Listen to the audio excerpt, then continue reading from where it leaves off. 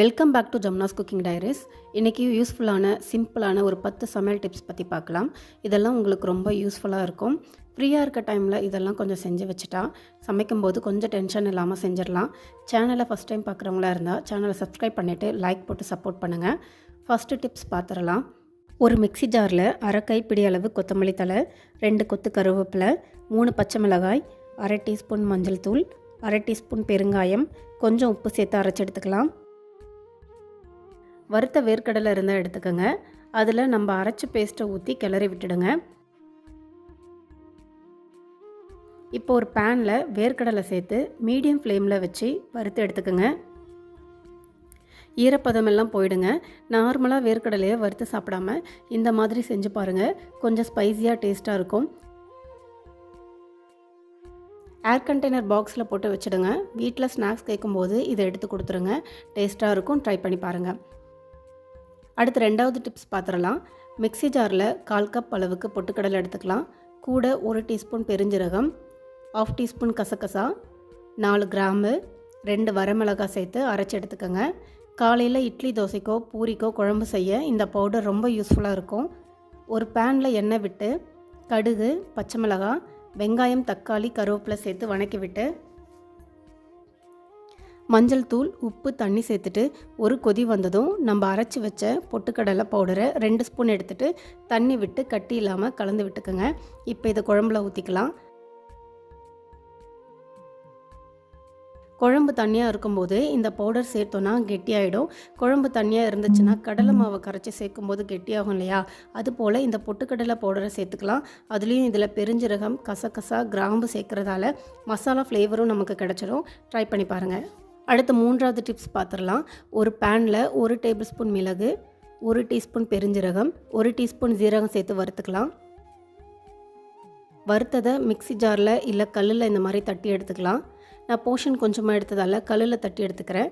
நீங்கள் அதிகமாக எடுத்திங்கன்னா மிக்ஸி ஜாரில் அரைச்சி எடுத்துக்கோங்க. இதில் கொஞ்சம் உப்பு சேர்த்து பாக்ஸில் போட்டு வச்சுடுங்க. எக் ஆம்லெட் போடும்போது மிளகு தட்டணும்னெல்லாம் அவசியம் இருக்காது. இந்த பவுடரை தூவி விட்டாலே போதும், நல்லாயிருக்கும். இது ஃபிஷ் ஃப்ரை, 65 எல்லாம் செய்யும்போது இந்த தூள் ரொம்ப யூஸ்ஃபுல்லாக இருக்கும். அந்த டைமில் இதை அரைக்கணும்னு தேவையில்லை. ஃப்ரீயாக இருக்கிற டைமில் இதெல்லாம் செஞ்சு வச்சுக்கோங்க. அடுத்து 4வது டிப்ஸ் பார்த்துடலாம். பேனில் 1 டேபிள் ஸ்பூன் தனியா, 1 டேபிள் ஸ்பூன் ஜீரகம், 1 டீஸ்பூன் மிளகு, 2 டேபிள் ஸ்பூன் துவரம்பருப்பு, 2 டேபிள் ஸ்பூன் கொள்ளு, 5-6 பல் பூண்டு, பூண்டை தோலோடு கூட எடுத்துக்கோங்க. 4 வரமிளகா, 2 கொத்து கருவேப்பிலை சேர்த்து வறுத்துக்கோங்க. இதை தனித்தனியாக வறுக்கணும்னெல்லாம் அவசியம் இல்லை. ஒன்றா சேர்த்து கூட வறுத்துக்கலாம். ஸ்டவ் லோ ஃப்ளேம்லேயே வச்சு வறுத்துக்குங்க. கருகிடக்கூடாது. கொஞ்சம் பருப்பு கலரெல்லாம் மாறினதும் ஸ்டவ் ஆஃப் பண்ணிவிடுங்க. இதை ஆற வச்சுட்டு மிக்ஸி ஜாரில் சேர்த்துடுங்க. கூட 1 டீஸ்பூன் பெருங்காயம் சேர்த்து அரைச்சிக்கோங்க. கட்டி பெருங்காயம் இருந்தால் வறுத்துட்டு சேர்த்துக்கோங்க. இதை அரைச்சிட்டு ஆற வச்சுடுங்க. ஆறுனதும் ஒரு ஏர் கண்டெய்னர் பாக்ஸில் போட்டு ஸ்டோர் பண்ணி வச்சுக்கோங்க. ரச பவுடர் தாங்க இது. ஒரு தடவையும் ரசம் வைக்கும்போது மிளகு, சீரகம், பூண்டு தட்டணும்னு அவசியம் இருக்காது. இதிலிருந்து 1 ஸ்பூன் போட்டாலே போதும், ஈஸியாக வேலை முடிஞ்சிடும். எண்ணெய் விட்டு கடுகு, 3 பல் பூண்டு, பச்சை மிளகாய் தட்டி சேர்த்துட்டு புளித்தண்ணி, தக்காளி, உப்பு கரைச்சதை சேர்த்துட்டு 1 ஸ்பூன் ரசப்பொடியையும் சேர்த்து கொதி வரும்போது கொத்தமல்லி தழையை தூவி இறக்கிடணும். ரொம்ப ஈஸியாக வேலை முடிஞ்சிடும். ட்ரை பண்ணி பாருங்கள். 5வது டிப்ஸ் பார்த்துடலாம். குழிக்கரண்டியில் எண்ணெய் விட்டு கடுகு சேர்த்து கடுகு பொரிஞ்சதும் ஒரு வெங்காயத்தை பொடியை நறுக்கி சேர்த்துடலாம். 1 பச்சை மிளகாயும் சேர்த்துக்கலாம். வெங்காயம் கண்ணாடி பதம் வந்ததும் 1 டீஸ்பூன் மிளகாய்த்தூள், 1/2 டீஸ்பூன் மஞ்சள் தூள் சேர்த்து ஒரு 2 நிமிஷம் கழித்து ஸ்டவ் ஆஃப் பண்ணிக்கோங்க. தயிரில் உப்பு போட்டு நான் வச்சுருக்கேன். அதில் வணக்கினதை சேர்த்துக்கலாம். கூட கொஞ்சம் கொத்தமல்லி தழையும் சேர்த்துடலாம். இப்போ ஒரு டேஸ்ட்டான தயிர் சட்னி ரெடி. இந்த தயிர் சட்னி சப்பாத்திக்கு ஒரு நல்ல காம்பினேஷனுங்க. காலையில் சப்பாத்திக்கு இந்த கிரேவி செய்யலாமா, அந்த கிரேவி செய்யலாமான்னு யோசிக்காமல் டக்குன்னு தயிர் சட்னி செஞ்சுடுங்க. ஈஸியாக வேலை முடிஞ்சிடும். அடுத்த 6வது டிப்ஸ் பார்த்துடலாம். ஒரு பேனில் 1/4 கப் அளவுக்கு பொட்டுக்கடலை சேர்த்துக்கலாம். கூட ஒரு 1/2 டீஸ்பூன் ஜீரகம், 1 டீஸ்பூன் மிளகு, கொஞ்சம் பெருங்காயம், உப்பு சேர்த்து வறுத்து எடுத்துக்கலாம். ஸ்டவ் லோ ஃப்ளேமில் இருக்கட்டும். பொட்டுக்கடலை கருகிடக்கூடாது. இதை ஆறுனதும் அரைச்சி எடுத்துக்கோங்க. நல்லா சூடாக சாப்பாட்டில் இந்த பொடியை 1 ஸ்பூன் போட்டு நெய் விட்டு குழந்தைங்களுக்கு கொடுக்கலாம். குழந்தைங்க ஒல்லியாக இருக்காங்கன்னா இந்த பொடியை ட்ரை பண்ணி பாருங்கள். நல்லா வெயிட் கெயின் ஆவாங்க. ஒரு நாள் சாப்பிட்டுட்டு வெயிட் ஆகலைன்னெல்லாம் சொல்லக்கூடாதுங்க. தினமும் இது கொடுக்க கொடுக்க தான் அதோட ரிசல்ட் தெரியும். ட்ரை பண்ணி பாருங்கள். அடுத்து 7வது டிப்ஸ் பார்த்துடலாம். Watermelon seeds, pumpkin seeds, sunflower seeds இதெல்லாம் வாங்கிட்டு வந்துட்டு அப்படியே ஒரு பாக்ஸில் போட்டு வச்சுருவோம். அப்பப்போ எடுத்து சாப்பிடுவோம்.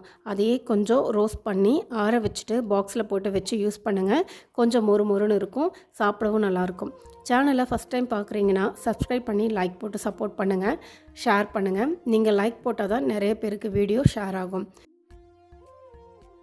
இந்த சீட்ஸ் எல்லாம் அப்படியே சாப்பிட்ற டேஸ்ட்டை விட இந்த மாதிரி ரோஸ்ட் பண்ணி சாப்பிடும்போது நல்ல டேஸ்ட் இருக்கும். ட்ரை பண்ணி பாருங்கள். அடுத்து 8வது டிப்ஸ் பார்த்துடலாம். மிக்ஸி ஜாரில் வறுத்த வேர்க்கடலை எடுத்துக்கலாம். கூட 2 ஏலக்காய், 1/2 கப் வெல்லம், 1/2 கப் சிவப்பு அவல் சேர்த்து அரைச்சிக்கலாம். அரைச்சதை ஒரு பிளேட்டில் மாற்றிட்டு இது கூட கொஞ்சம் வேணும்னா நெய் சேர்த்துக்கலாம். இப்போ லட்டு மாதிரி உருண்டை பிடிச்சி எடுத்துக்கோங்க.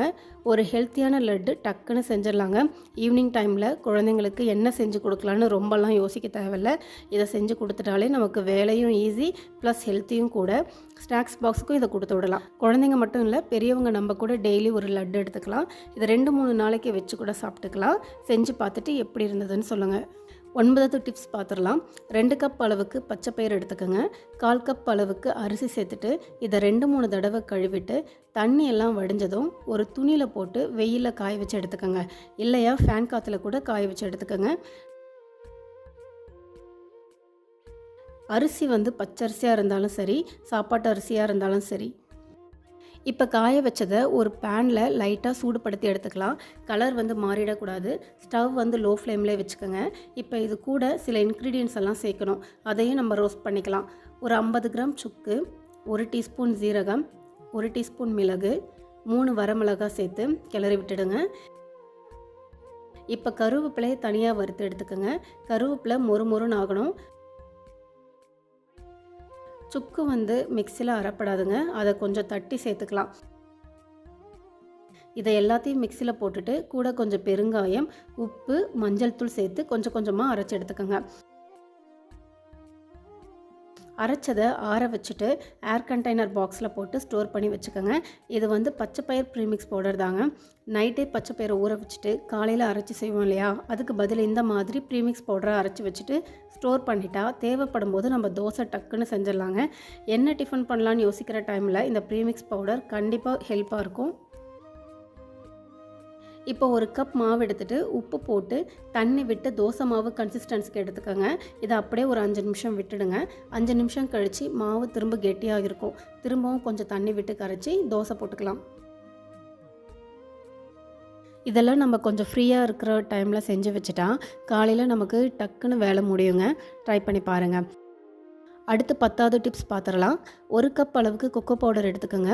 அதே 1 கப் அளவுக்கு வெல்லம் எடுத்துக்கோங்க. இதை மிக்சியில் அரைச்சி எடுத்துக்கோங்க. இப்போ பட்டரை நான் மெல்ட் பண்ணி வச்சுருக்கேன். இதில் அரைச்ச பவுடரை சேர்த்து மிக்ஸ் பண்ணிக்கோங்க. பட்டர் நான் கொஞ்சம் தான் எடுத்துருக்கேன், கொஞ்சம் கெட்டியாக இருக்கிற மாதிரி இருக்கும். இப்போ இதில் வீட்டில் என்ன நட்ஸ் இருக்கோ அதை சாப் பண்ணி ஆட் பண்ணிக்கோங்க. இதை சாக்லேட் மோடில் வச்சுட்டு 2 மணி நேரம் ஃப்ரீசரில் வச்சு எடுத்துக்கோங்க. Homemade chocolate ready. இப்போது குழந்தைங்க சாக்லேட் கேட்டால் கடையிலெல்லாம் வாங்கி தர வேண்டாம், வீட்டிலே ஹெல்த்தியாக செஞ்சு கொடுத்துடலாம். இதுக்கு ரொம்ப நேரம்லாம் எடுக்காதுங்க. கொக்கோ பவுடர், வெல்லம் இல்லைன்னா நாட்டு சக்கரை, பட்டர், நட்ஸ் இது மட்டும் போதும்.